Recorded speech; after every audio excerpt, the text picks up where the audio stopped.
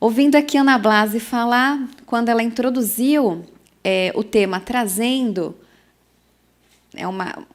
uma questão histórica relevante de uma mulher, imagine um dos homens mais importantes dos últimos tempos, na verdade, se não fosse a mulher, talvez não seria quem foi. E lembrei de um filme que eu assisti, um filme chamado Grandes Olhos. É um filme que eu recomendo, porque já tem um tempo que eu assisti, mas marcou realmente a minha vida. É a história de uma pintora famosa de 1950, e famosa porque ela tinha uns desenhos lindos de crianças, tristes e com olhos grandes. Ela chama Margaret Kane. E ela conheceu um rapaz, um pintor também, não tão talentoso, mas um bom pintor, se apaixonou e casou com ele. E aí ele pedia para ela pintar, porque ela realmente tinha uma obra muito valorosa, e ele falava que ia vender as obras dela. Só que ela descobriu que ele vendia como se fossem dele. Ou seja, eles tiveram que, em 1950, travar uma disputa judicial para que ela comprovasse que era a verdadeira artista daquelas obras tão valorosas. Isso acontecia por quê? Porque a mulher ela não tinha espaço, ela não poderia vender as próprias obras, ela não tinha espaço na sociedade. E o homem ele sempre teve mais traquejo, mais oportunidade, mais visibilidade. E por que isso acontece? Simplesmente porque o espaço público foi, e ainda em boa parte, é dos homens. Nós tivemos uma política concentrada com 100% de homens. A mulher sequer podia votar. Então, as conquistas que estamos obtendo hoje são pequenas ainda, são tímidas. Nós temos uma média de 10% de mulheres nas câmaras dos deputados, nas prefeituras, na Câmara de Vereadores, nas Assembleias Legislativas. Temos um número um pouquinho melhor no Senado. Governadoras é um número que chega a ser ridículo. 3%, uma média de 3%. Não lembro exatamente o índice agora. Então, o que fazer com isso? O que fazer quando o Brasil está na 154ª posição entre 199 países examinados, que ele perde até de representatividade até para países islâmicos? Eu me sinto envergonhada, verdadeiramente envergonhada de saber que um país como o nosso, que tem uma cultura menos conservadora que um país islâmico e muitos outros países, que a mulher ela tem iniciativas, a mulher vem buscando espaços, mas quando a gente vai fazer o cálculo de representatividade na política, teve ontem também uma matéria, né, Ana, falando das mulheres que fizeram reunião para debater a representatividade nas empresas e trouxeram CEOs para debater o tema. Porque aqui eu contei, aqui tem umas 50 mulheres na plateia e mais ou menos a mesma proporção de homens. Então, é preciso que essa fala não seja feita só num ambiente entre mulheres, um evento de mulheres, porque senão a gente fica lá discutindo ideias e sem efetividade. Precisa que realmente tenhamos esses espaços entre homens e mulheres, porque não é uma questão de mudar o espaço da mulher, mudar a vida da mulher, é uma questão de mudar a sociedade. É uma questão da importância de nós sermos valorizadas pelo que somos, não por sermos mulheres e muito menos sermos preteridas por sermos mulheres. O espaço privado, que era de forma majoritária reservado às mulheres, hoje a gente vem vendo uma distribuição de tarefas entre homens e mulheres no ambiente doméstico. Isso é bom, isso é excelente. Isso é excelente para o convívio familiar, Isso é excelente para os filhos, para o desenvolvimento dos futuros cidadãos, porque imagine só, crianças que têm a presença tanto do pai quanto da mãe. E aqui ressalto até, tem 3 amigos aqui na mesa, na plateia, que são super pais, né? Luiz Magno, Marcelo, que tem as 2 lindas meninas, né? A gente vê essa atividade do homem no ambiente doméstico e fala, nossa, como são felizes essas crianças que têm a presença do pai. E quando se distribui as tarefas, tudo é possível. A Ana estava falando, né? Eu falei assim, estou escrevendo um artigo, um livro. Ela falou, como você consegue, né? Porque cada hora você está em um estado, cada hora está num lugar.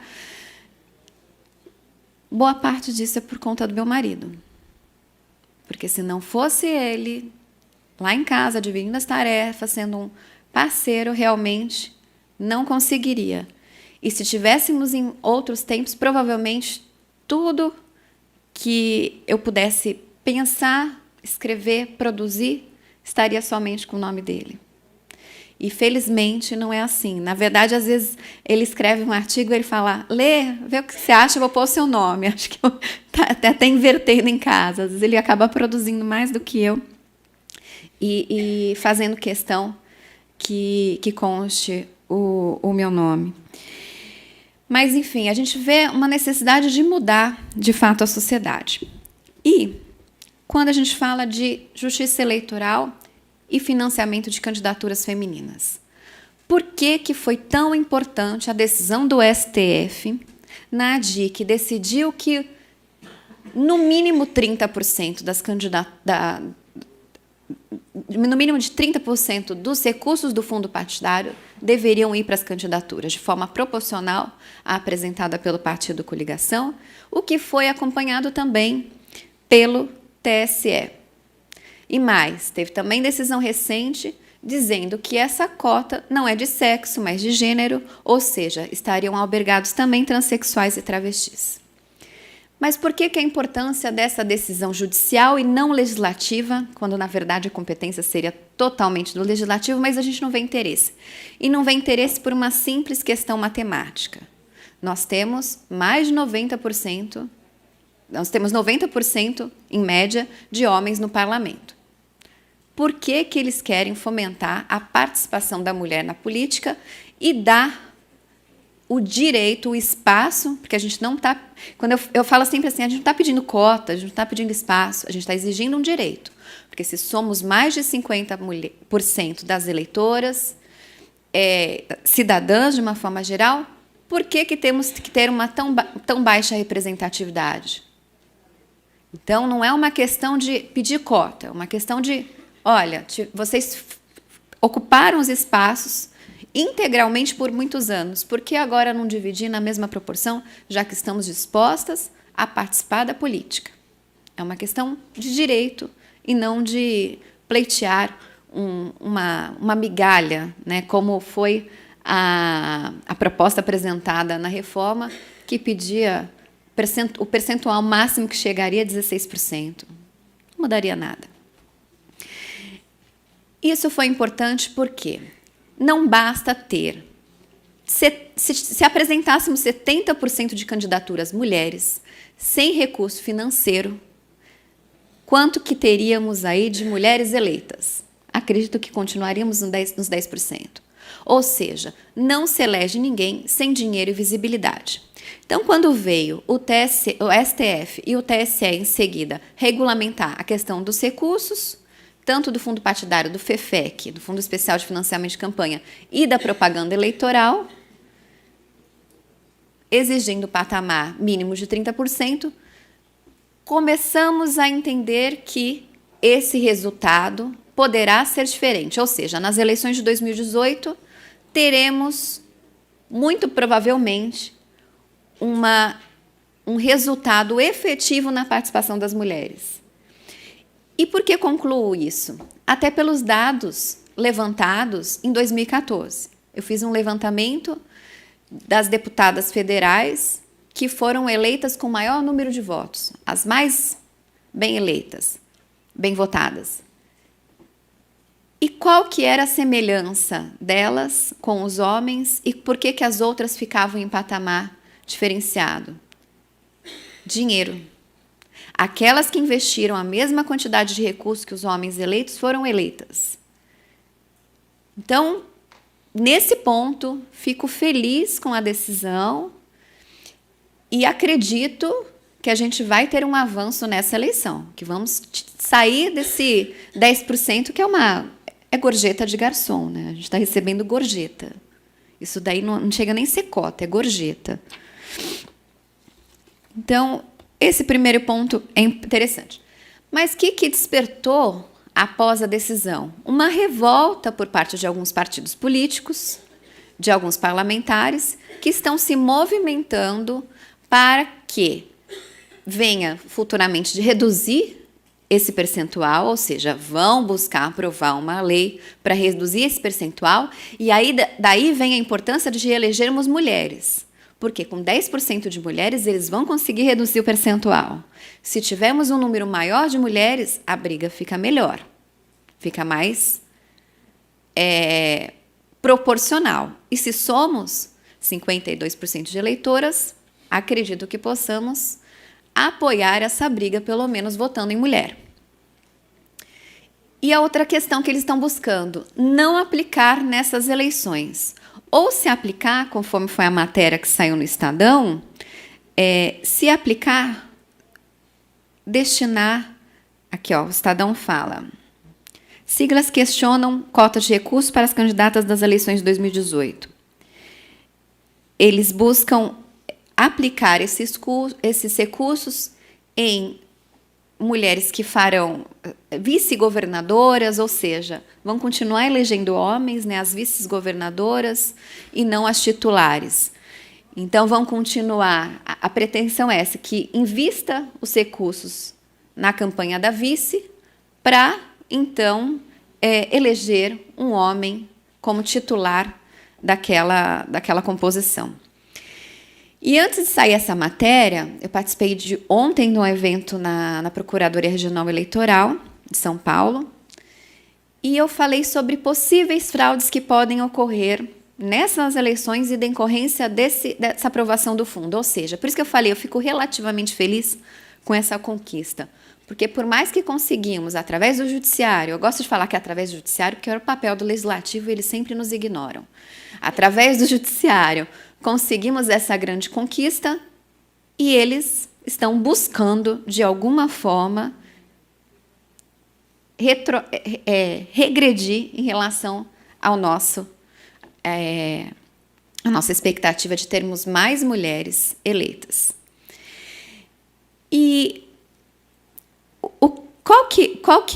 quais são as possíveis fraudes? Primeiro, em relação ao fundo partidário. O fundo partidário, ele movimenta recursos públicos, né, que vem do fundo partidário, tem as doações de pessoas físicas, tem a mensalidade dos filiados, então ele tem alguns recursos. São separados em contas distintas, mas como o fundo partidário ele não é obrigatório nas campanhas eleitorais, o que pode o partido fazer?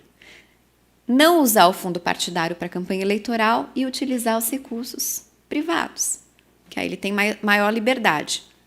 E pensando nisso, a PRE de São Paulo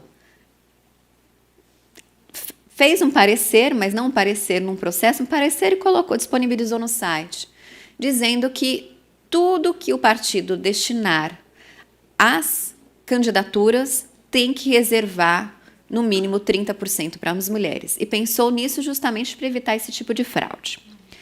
E no FEFEC, como que pode haver a fraude? Com a dobrada, que foi exatamente uma das questões que foi abordada pela matéria do Estadão. Por quê? Imagine-se que nós temos uma outra situação aqui, que é a questão da cláusula de barreira. A cláusula de barreira tem os seus defensores, mas para as mulheres ela acaba sendo muito ruim. Por quê? Todos os partidos estarão concentrados em eleger deputados federais. Eles querem eleger deputados federais para ter uma percentual do fundo partidário e do FEFEC e garantir a sua subsistência. Quem tem candidatura viável hoje? 90% dos homens que estão lá com visibilidade durante todo o mandato.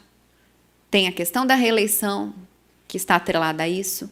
Então, isso favorece, sem dúvida nenhuma, quem está no poder. A reeleição é um sistema que, sem dúvida nenhuma, é o mais comum acontecer em decorrência do exercício do mandato. Se ele trabalhar bem o mandato durante os 4 anos, principalmente nos cargos proporcionais, é muito provável que se mantenha.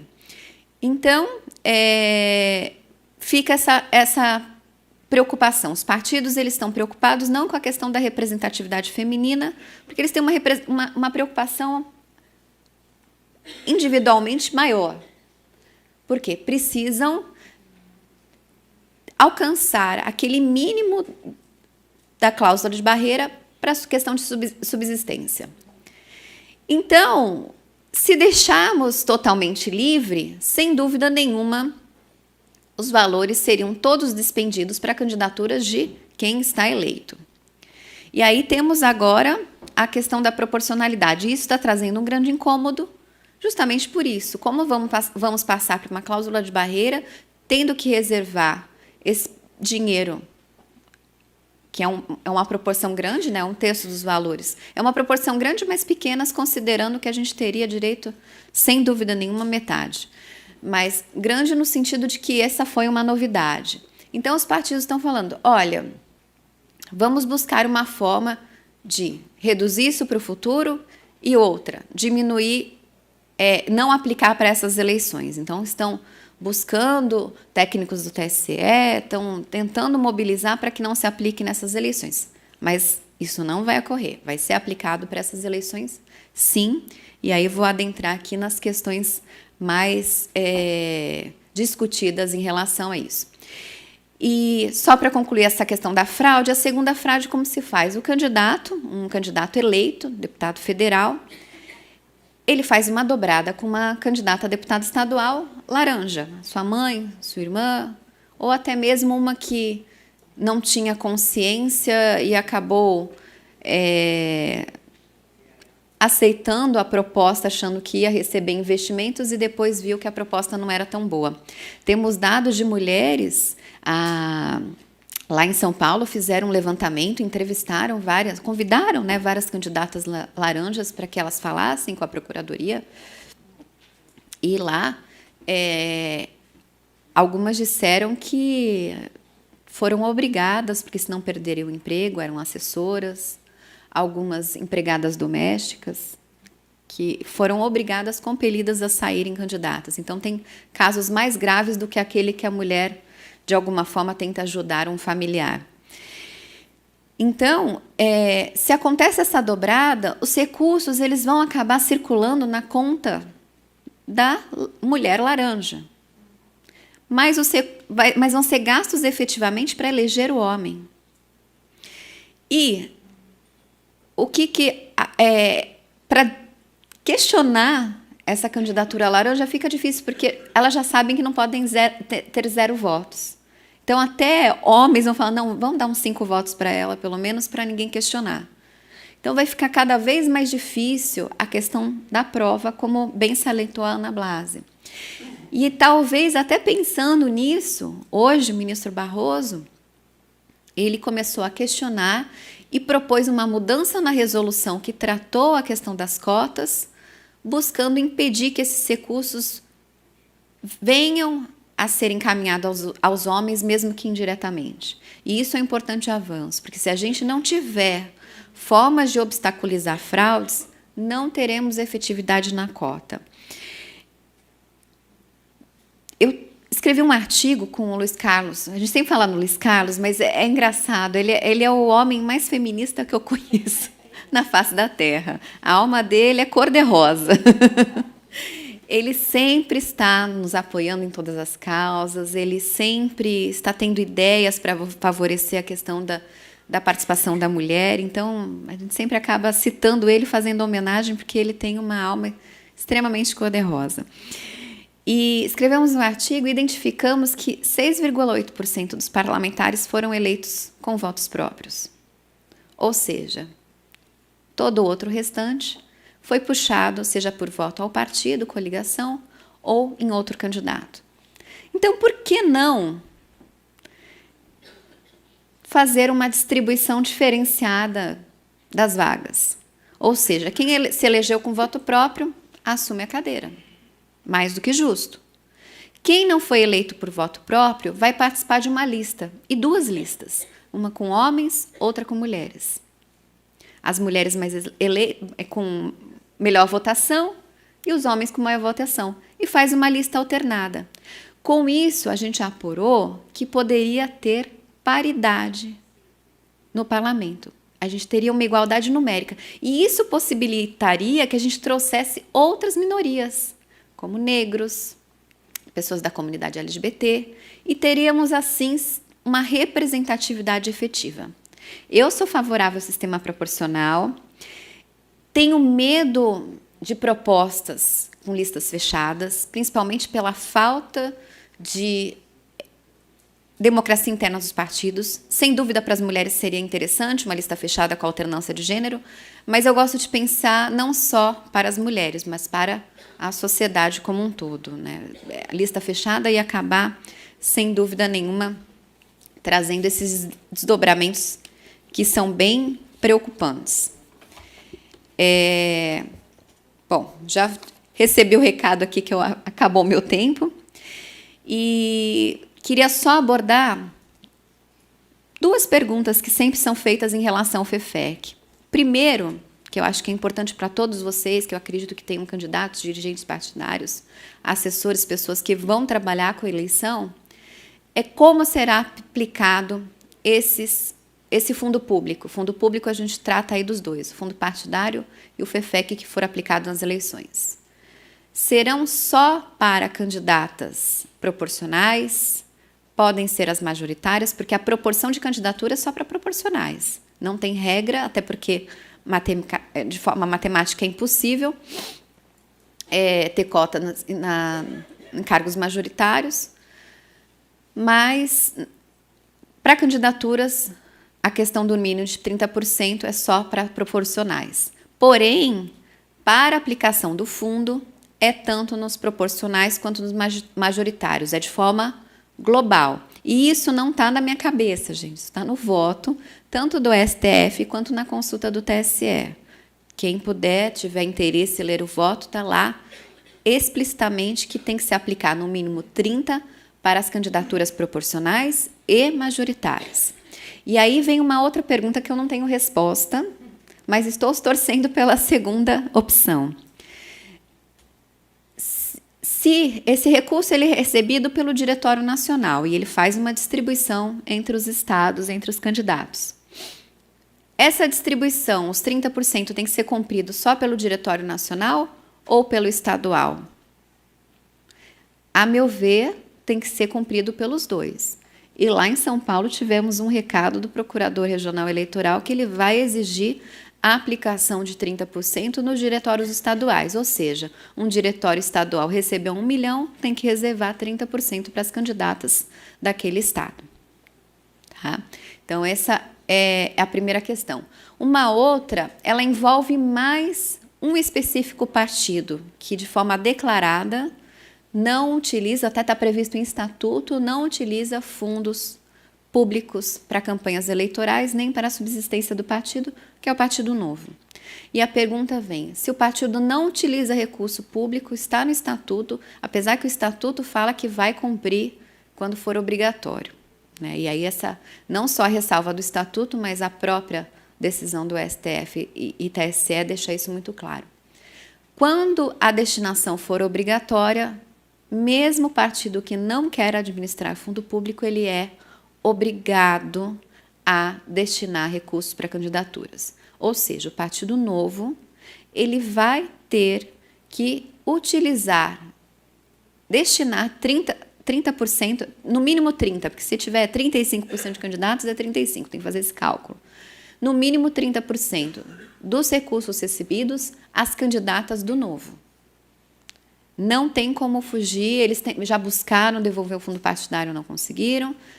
E o que for destinado às candidaturas, o que for recebido do FEFEC, do fundo partidário não, porque ele não é obrigado para campanhas, mas o que for recebido do FEFEC, no mínimo 30% tem que ir para candidaturas de mulheres, querendo ou não. Claro, vale as mulheres... eu conheço candidatas do Novo falando, não, eu não quero recurso público. Até porque a lei ela exige que o candidato faça um requerimento para que receba o fundo público. Né? Então, tem essa questão. Então, se o candidato, obviamente, não quiser, a candidata não quiser receber, ok. Mas o partido ele vai ter que destinar esses recursos para mulheres, de forma obrigatória. Salvo se tiver alguma orientação, se for feito um questionamento em sentido contrário pelo TSE. Mas, a princípio, como é norma obrigatória, tem que cumprir. Ele pode não destinar nada para os homens, mas vai ter que destinar, no mínimo, 30% para as mulheres. Bom, são essas minhas considerações. Agradeço enormemente aqui a presença de vocês, a brilhante evento, e ficamos aí à disposição e sempre fortes aí lutando pelos espaços das mulheres. Muito obrigada.